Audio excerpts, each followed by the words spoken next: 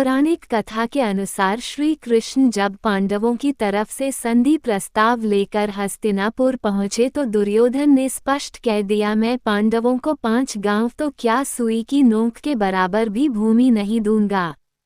तब पांडवों के पास युद्ध करने के अतिरिक्त अन्य उपाय नहीं बचा था। शीघ्र ही दोनों पक्षों में युद्ध की तैयारियां शुरू हो गई। भीम को छोड़कर सभी पांडव भाई युद्ध के परिणाम को लेकर निश्चिंत थे। सभी को श्री कृष्ण की असीम शक्ति पर विश्वास था। ऐसा नहीं था कि भीम को उन पर विश्वास नहीं था, किंतु उनका मानना था कि युद्ध में जय पराजय का निर्णय शक्ति व पराक्रम द्वारा ही होगा। शत्रुओं का सामना करने के लिए मात्र श्री कृष्ण का आशीर्वाद ही नहीं, वरन प्रलयकारी अस्त्रों शस्त्रों व बाहुबली योद्धाओं की आवश्यकता होगी। जब वे अनेक महारथियों से सुसज्जित विशाल कौरव सेना का ध्यान करते तो उनके मन में यह विचार उत्पन्न होता कि काश हमारी ओर से भी कुछ और महाबली योद्धा युद्ध में भाग लेते तो अवश्य ही हमारी सैन्य क्षमता सुदृढ़ होगी। ऐसे ही विचारों में खोए भीम को सहसा ध्यान आया। एक बार उन्होंने माता कुंती के मुख से सुना था, पवनपुत्र हनुमान एक नाते में भीम के बड़े भाई लगते हैं। भीम ने सोचा, यदि हनुमान जी युद्ध में हमारा साथ दे तो बहुत अच्छा होगा। ये हनुमान जी के बल पराक्रम का ही परिणाम था जो श्रीराम लंका पर विजय प्राप्त कर सके।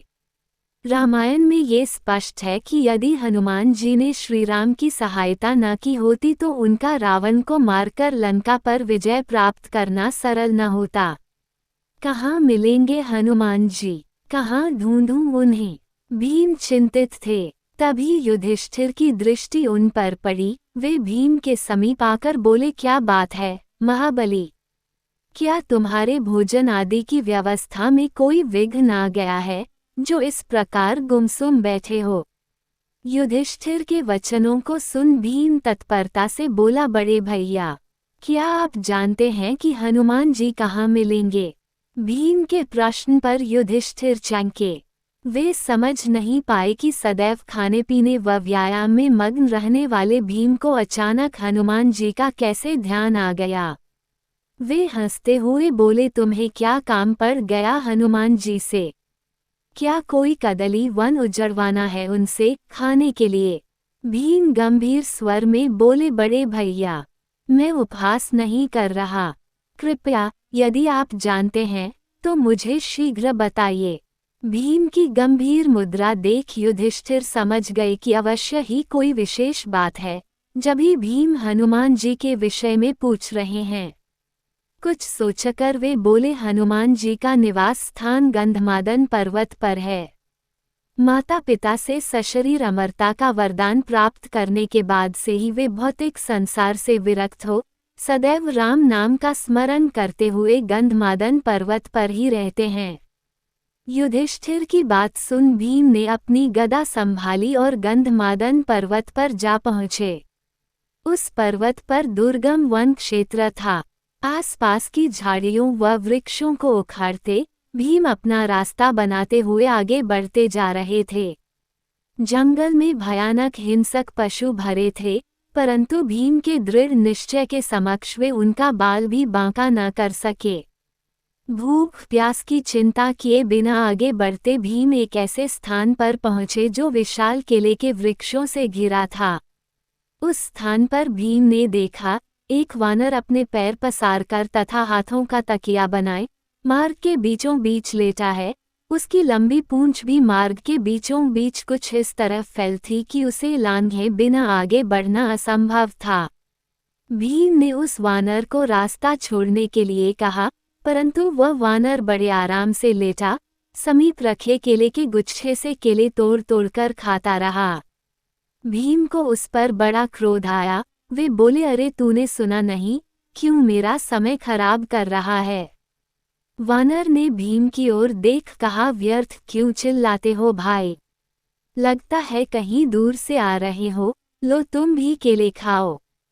भीम झल्लाते हुए बोला, अरे मैं तुझे मार्ग छोड़ने के लिए कह रहा हूँ और तू है कि मुझे ही केले खाने को कह रही है? भाई अब मैं वृद्ध हो गया हूँ, बड़ी कठिनता से लेट पाया हूँ। यदि तुम्हें आगे जाना ही है तो मुझे लांघ कर चले जाओ। वानर ने शांत स्वर में कहा। भीम बोले, क्या तुम इतना भी नहीं जानते? बिल्ली या वानर का मार्ग में पड़ना भी अशुभ होता है और तुम लांघन की बात करते हो। चलो ऐसा करो, तुम पूंछ ही समेट लो। वानर ने अपनी असमर्थता जताते हुए कहा, तुम ही हटा दो। भीम ने अपनी गदा संभाली और उससे वानर की पूंछ हटाने लगा। परंतु जिस गदा से भीम ने न जाने कितनी विशाल चट्टानों को धकेल था, वह गदा वानर की पूंछ तो सूत भर भी सरका न सकी और तो और गदा ही पूंछ के नीचे दब गई। भीम ने गदा खींचने का बहुत प्रयास किया, किंतु सफल न हो सके। क्या हुआ महाबली? वानर उपहासजनक शब्दों में बोला, तुम तो मेरी पूंछ हटाने चले थे, अपनी गदा ही गंवा बैठे। भीम के क्रोध में मानो घी पड़ गया। दुष्ट वानर, तू क्या सोचता है? इन छोटी छोटी बाजीगरी से तू मेरा सामना कर लेगा?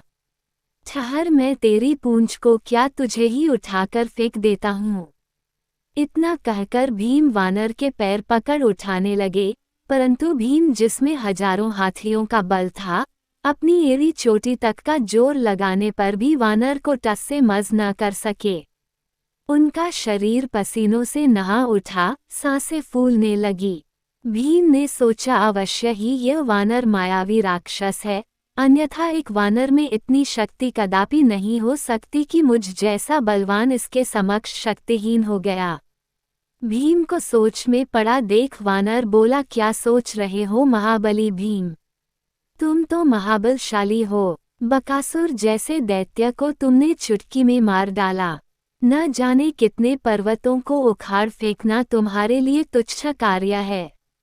आज तुम्हारा 100 हाथियों का बल कहाँ चला गया, जो एक वृद्धा वानर को हिला न सके। वानर के मुख से अपना नाम सुनकर भीम चौंक पड़े। वे सोचने लगे, भला इस वानर को मेरा परिचय कैसे ज्ञात हुआ? अवश्य ही यह कोई साधारण वानर नहीं है। ये सोचकर भीम ने तत्काल अपने हाथ जोड़ वानर को प्रणाम कर पूछा, हे कपिराज, आपने मेरे बिना बताए ही जिस प्रकार मेरा परिचय जान लिया और अपनी शक्ति के समक्ष मुझे निर्बल सिद्ध कर दिया, इससे प्रतीत होता है कि अवश्य ही आपको पहचानने में मुझसे कोई भूल हुई है।